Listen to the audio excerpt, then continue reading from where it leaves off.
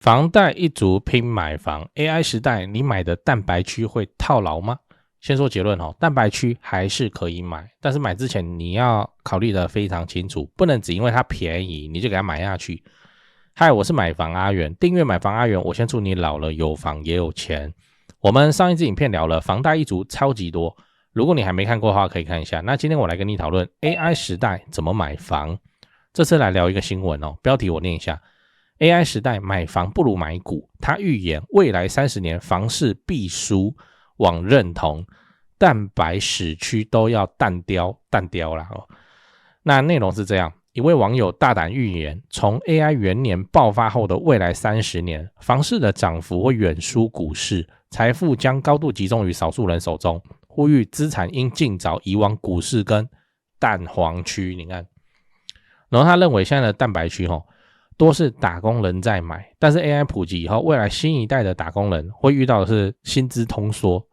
那就是賺的錢變少了，因為 AI 會讓很多人失業嘛。這是真的這不是危言聳聽你看那個美國矽谷裁人裁成多誇張啊，那個都幾千幾萬人這樣在裁的，什麼 Amazon 啊 Meta 啊，就是臉書啦都在裁，所以就變得無法接盤。那你目前持有的蛋白區這樣的話，那最安全的做法就是清空手上的蛋白，直接換去蛋黃。那如果換不到蛋黃的話，不如你就直接去放股票算了股票會比房市更保值，風險對沖啦。就是說 AI 超強，但是 AI 在裁員，可是 AI 還有個問題叫做它不消費，你知道，打工人是要消費的啊。你早上要買咖啡啊，那你中午要吃午餐便当啊，下午要吃下午茶然後你要繳房貸 ，AI 不消費。它只消耗那個電費跟那個 token 的費用，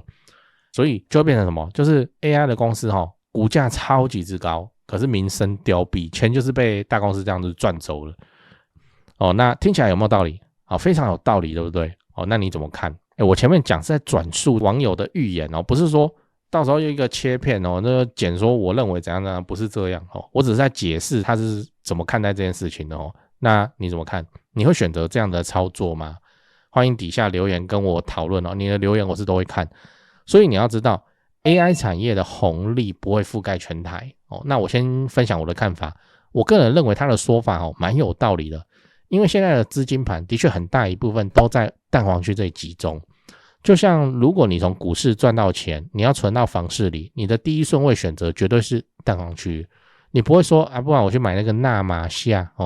保底一下這樣。也就是我們透過 AI 賺來的錢，不管你是從股市來的，還是說經歷了房市一波的漲幅，甚至你就變成台積電工程師，年收300萬500萬這種精英族群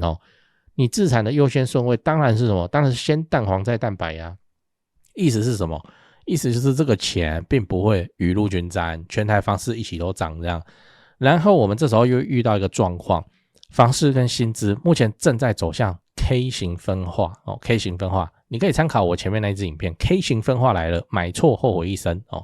講的就是說 AI 的出現不會讓全民加薪是特定產業、特定公司、特定職位才會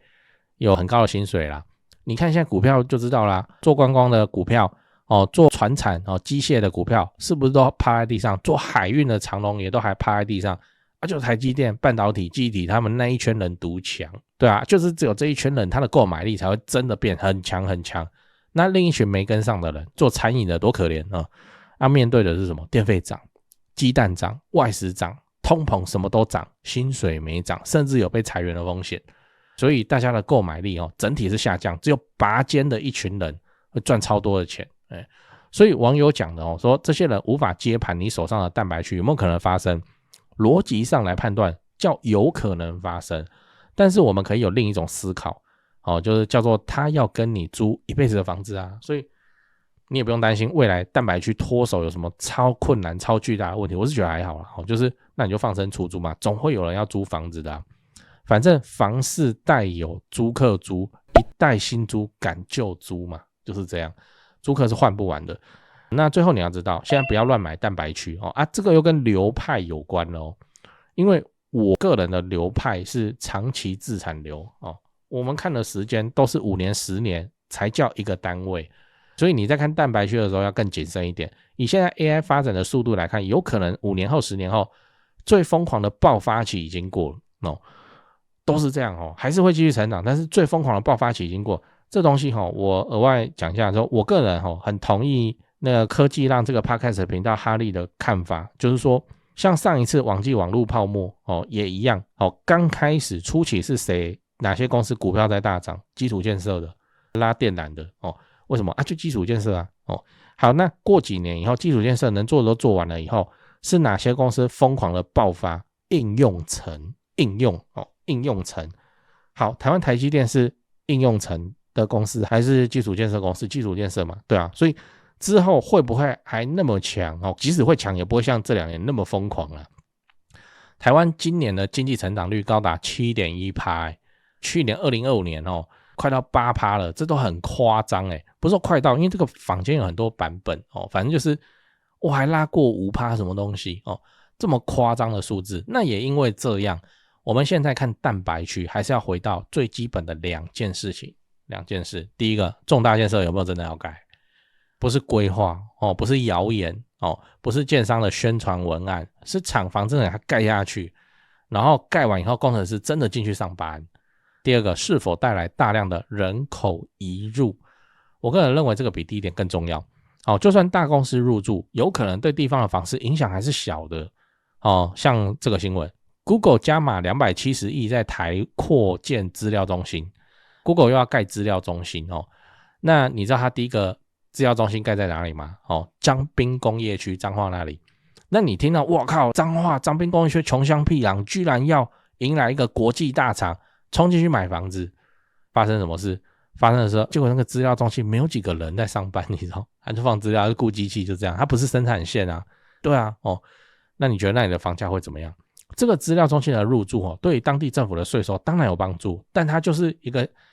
你把它想成它是占地面積很大的像倉庫一樣的東西啊，倉管會很多人嘛，會幾千的倉管嘛，不會啊，所以沒有太多工作機會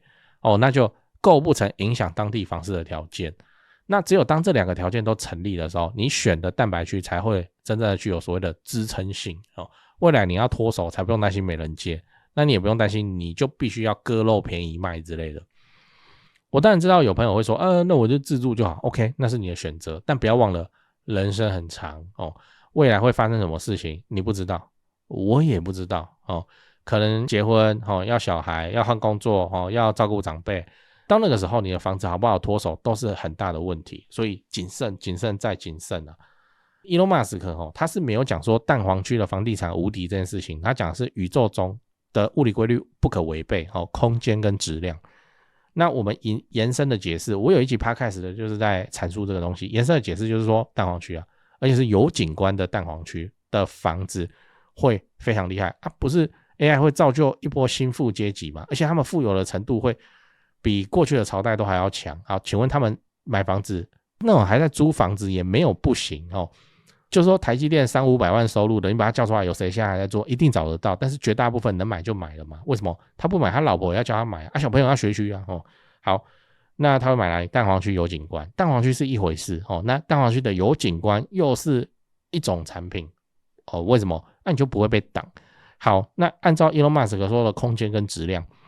空間就被用掉了，對不對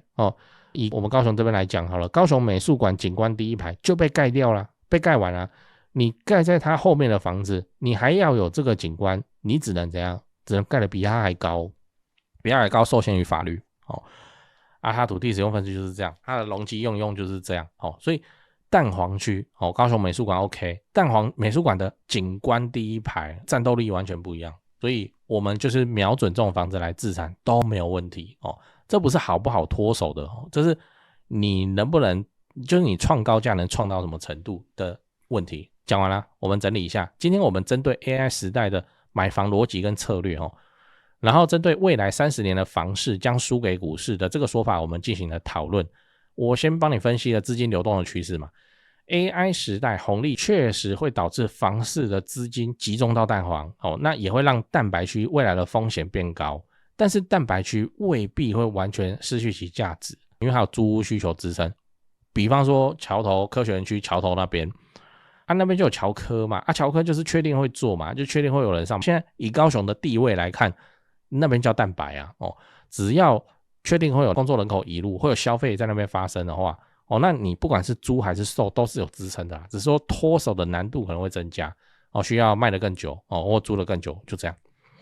結論是在 AI 時代哦，你選蛋白沒有不行，你要更加謹慎，你要確定重大建設正在蓋，你要確定就業人口日後真的會增加就業哦，不是說人口會增加而已哦，也不是說什麼演唱會經濟的人口啊，就是什麼有辦演唱會才會有人的這種哦，那這樣子的蛋白區才是